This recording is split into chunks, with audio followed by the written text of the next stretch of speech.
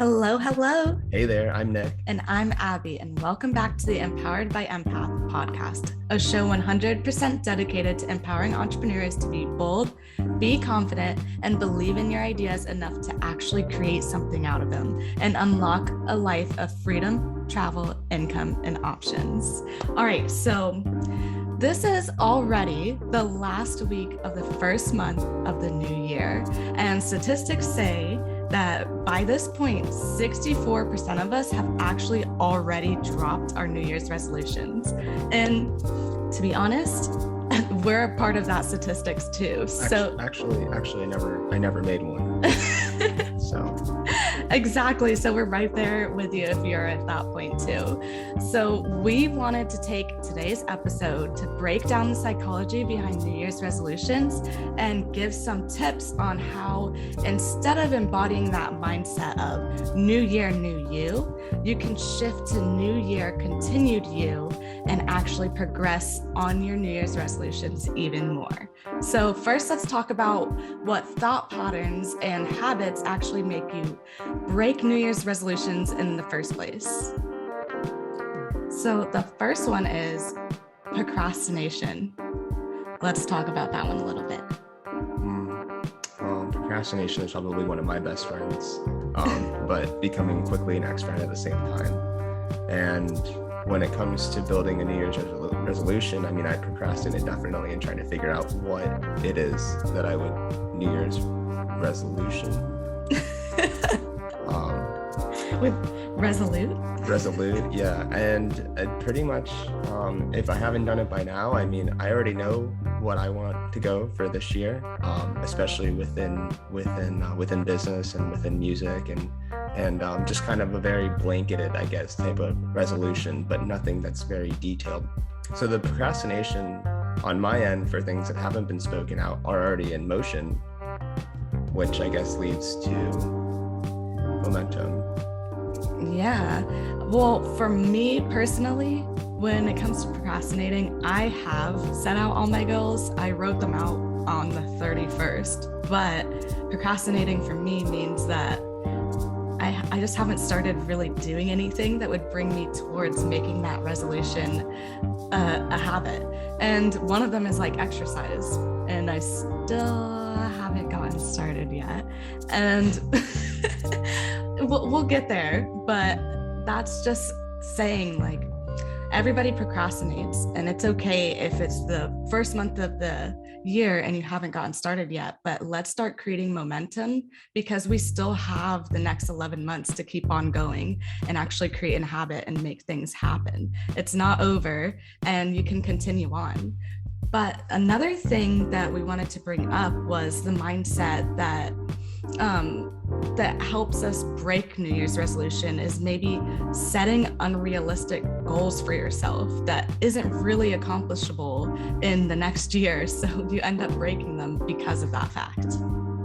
Yeah, the unrealistic goals is probably something that's really easy to overestimate. But I mean, just going back and tying that in with procrastination, if you set something that's unrealistic that you're not even currently doing right now, or that you didn't bother starting before the new year started, to expect yourself to start an unrealistic goal, even if it's, seemingly realistic, it's like the momentum that goes behind doing something that you've been procrastinating from last year going into this new year is not really surprising if you think about it. Somebody being like, oh, I'm going to make these changes, and then they don't happen because you never really had any momentum going into it at all, truthfully.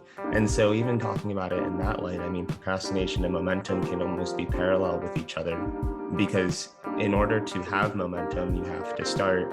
And in order to stop procrastinating, you have to start. So when it comes to setting an unrealistic goal, if you have an unrealistic goal, that can be your stretch goal. But set something that's a little bit more achievable, something that you know that you will pass. So that way, when you do hit it, you're like, oh, I hit my goal, and now I'm surpassing it. And we have, had some success in that area, but we've also had a lot of unsuccess with setting really unrealistic goals, whether that's for New Year's resolutions or whether that's personal throughout the year or just business goals. and we don't hit them because they're unrealistic. However, you put something smaller in between, something that's maybe you might look at it as more mediocre compared to what you know you're able to achieve, but at the same time, it's like, you know, you're giving yourself a win by actually achieving it instead of never, you know, unpacking that goal and actually, you know, getting it to be your own success.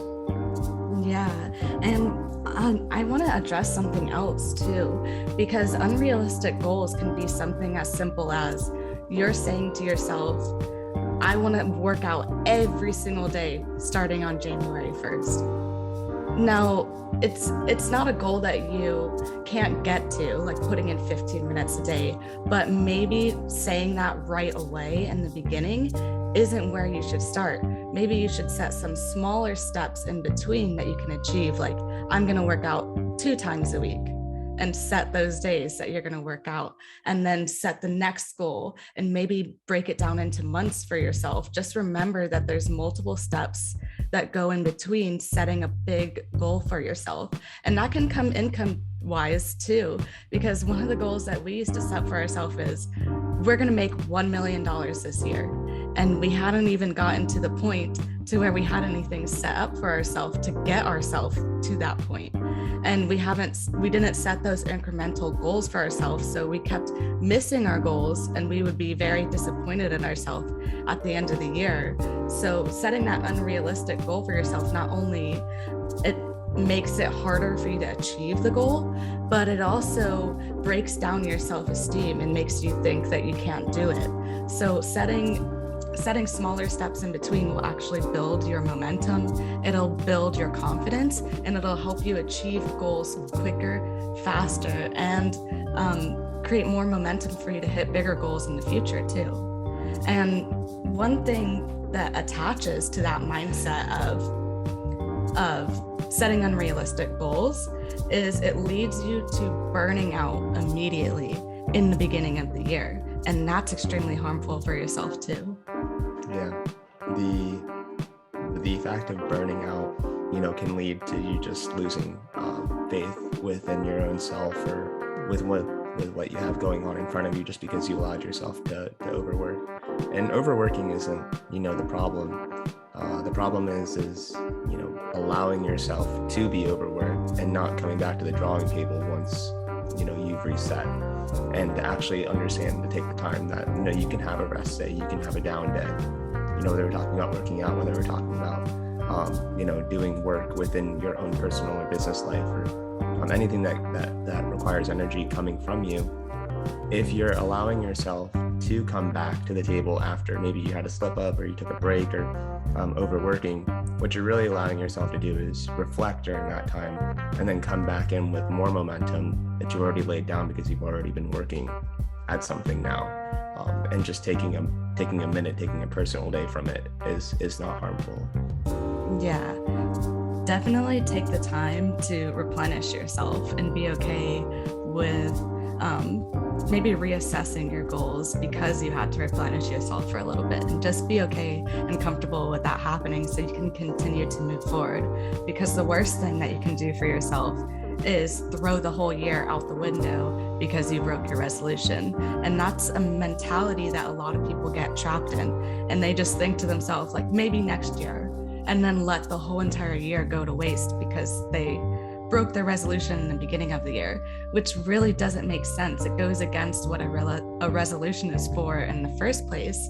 So let's address a couple more things that might have gotten in the way mentality-wise and habit-wise. So I actually pulled a list from Think and Grow Rich on reasons why people don't hit their goals. So I'm just going to spit them out to you. And I want to encourage you to take a look at this list, maybe write it down for yourself and see which ones might be things that you're falling into, and just kind of reflect on how you can overcome that.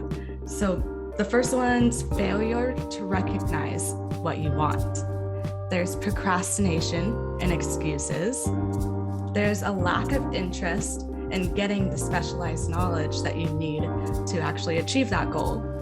Indecision is a huge one. the habit of relying on alibis instead of a solution, self-satisfaction, indifference, and the unwillingness to compromise, blaming others, weakness in your desire, a lack of organized plans in writing specifically, grasping an opportunity when it comes in front of you, wishing instead of doing, habit of compromise with poverty instead of striving for riches, searching for shortcuts, and fear of criticism. Did any of those hit you hard?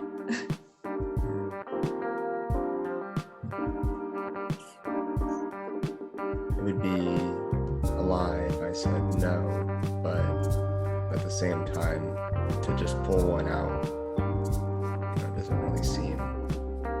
I would probably say lack of organized plans in writing. It's probably one of the bigger areas that I struggle with when it comes to organizing. That almost feels like something that comes in front of me and I'm just like, maybe later, but that willingness to push through it and to actually do it is something that has come with maturity that allows me to just do it anyways. Even if it's not exactly what I want down on paper, there is some sort of plan on paper that does allow for me to have a basis of outline so that it can be more constructive during the day, during the week.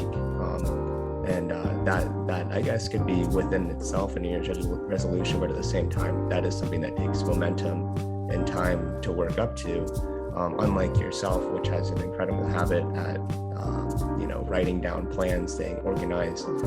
So we're very opposite when it comes in those ways, and you'd be a great example of someone who knows how to do that well. Yeah, I love organizing, but something that I struggle with is I would say the one that resonated with me the most, unfortunately, is I would say, let's see. Searching for shortcuts. That might be the worst one. I've gotten better at it over the last year because of the fact of setting those smaller step goals in between, but I still always am looking for the shortest way to do things.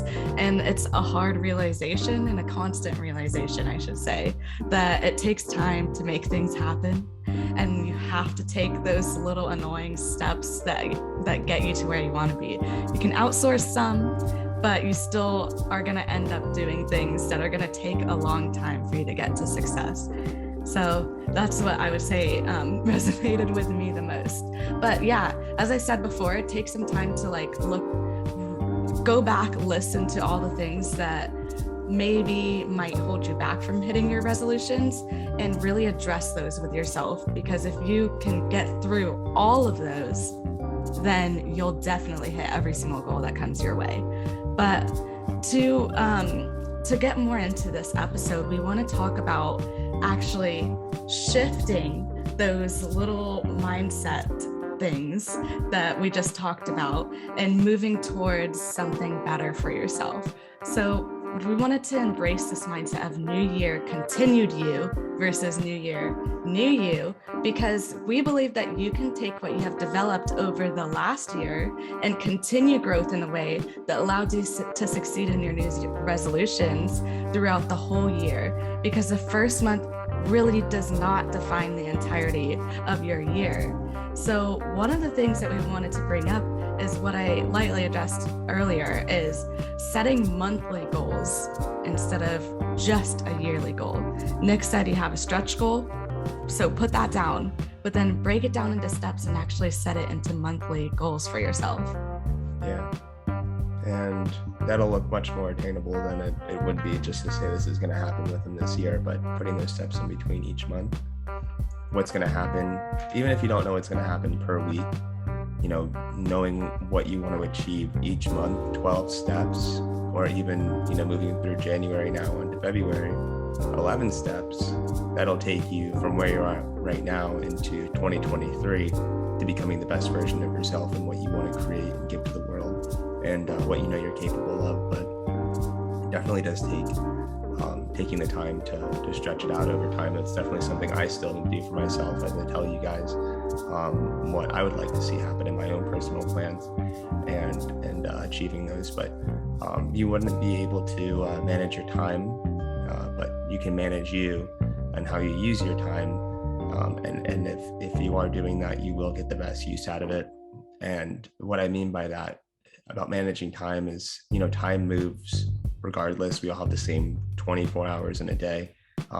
Just to clarify on that, because time is moving, and as we take, time to eat, take time to sleep, take time to rest, we have time to work in between those hours too. And what you do within those work hours, even if it's only an hour to 4 hours a day of work that you're putting towards your own goals, then, that's going to dramatically make a difference within what's called the compound effect. Mm-hmm. And as you add a little bit of time over and over each day, each week, you'll start to compound this effect that allows you to be from where you were here to just slowly compounding your way up. Or they can work against you and you can completely ignore everything that you want to do for yourself, and all of your negative habits and all of your negative mindsets will compound on top of you, and you'll start to feel buried under the weight of pressure of what you know that you can be, because you never set out to actually plan for what you want to be. That was actually a huge one, because you're going to compound something, and it's either going to be a good habit or a bad habit. And that's actually a scary point, because if you ignore your New Year's resolutions for the rest of the year because you didn't hit it in January, then you're going to compound 11 more months of bad habits into the year following. So how can you expect to get better if you never start compounding those habits now? And we want you to keep in mind that you can have your big goal in your mind always, and always allow that to motivate you. But setting these smaller goals will keep you more motivated in the long run, because you're going to start compounding, winning, and achieving these monthly goals. So allow yourself to do that, because it's going to feel really good. You're going to be hitting goals every single month, rather than just waiting until the end of the year and saying, oh, I missed this one goal, or I didn't miss this one goal. You had many goals throughout the year that you were hitting or not hitting late, hitting early, who cares? But you're hitting goals throughout the entire week. And a good way to really reflect on the wins that you are having, so that you can internalize them for yourself and build your confidence, is tracking your progress and staying accountable to it. Yeah, definitely. If just for transparency, if you weren't tracking what we did, we would have no idea how far we've come and what we've done. And it's definitely, it takes time to develop strong points for some people in areas, but some people do grasp things a lot more naturally than others. And that's totally okay. So knowing what you work in within your strengths, using that as an example, is also highly important to understand what you excel in and what makes you feel good and what makes you feel energized. However, there are going to be those times and those moments where you are going to have the things that you don't like that will take you to your resolution. Because if you talk to anybody that has had a story of success in some way or some form, that's made it publicly known that, you may want this lifestyle that, whoever we're talking about has developed, but you don't know what they've done to get there. You don't know, the time they've invested, the change, the growth they've done. Even for the things that seem, the simplest and easiest to get to a point, it's like that. It takes a lot of grit. It takes a lot of effort. And it takes, maybe years of resolutions coming to that point. But, tying back into that, something that I want to bring up is, a timeline. And if you have looked at somebody else's success story, maybe you can gauge for yourself what a timeline would look like for your own life and with your own story. Because I've met people who are either the same age as me or older that have a mindset that allows them to be more open with the fact that they've, maybe haven't achieved what they wanted to achieve, but they have allowed the things that they've done in the past to compound them closer towards where they want to go, which has given them a more positive outlook on life itself, because they are achieving what they want, even if they're not where they want to be in this exact moment. They're on that same track. So if you can take the time to find somebody who inspires you, or that person that does inspire you, or or just whatever it is that brings that to you, developing a timeline off of that will give you a much more peace of mind of what it would look like for you, because everyone else's path is different. And, some people take longer to get to places than others, but it doesn't mean that they don't get there. Yes, absolutely. You're on your own timeline, so track your own progress, celebrate your own wins, compare yourself only to who you were yesterday, and be vulnerable with yourself, and maybe even share your progress with other people so that you can help with accountability to yourself by having somebody else tied into the loops. But don't be ashamed if you break your goals a couple times, because if you keep on compounding, you will hit them, and it might not be on the timeline that you originally wanted, but the point is that you're still going to get there. So be open to taking some time to reevaluate the goals that you've set for yourself, and maybe the goals that you haven't set for yourself yet, and write them down. It is so much better to reset and succeed later than to spend another year feeling down on yourself for not hitting the goals that you want to hit. So on that note, we love you guys. You guys can find us on Instagram at IAM_empath. And you can also go onto our website, iamempath.com. We do have a free training available for anybody who is an entrepreneur and wants to learn how to have their own online business so they can capitalize on their passions, their ideas, and move themselves forward in life. And you can find that training at dare.iamempath.com. So strive to continuously grow and develop yourself. You don't have to completely reinvent yourself. It is a new year, and it's a continued you. You're on a perfect path, and we love you. Our path is to empower yours.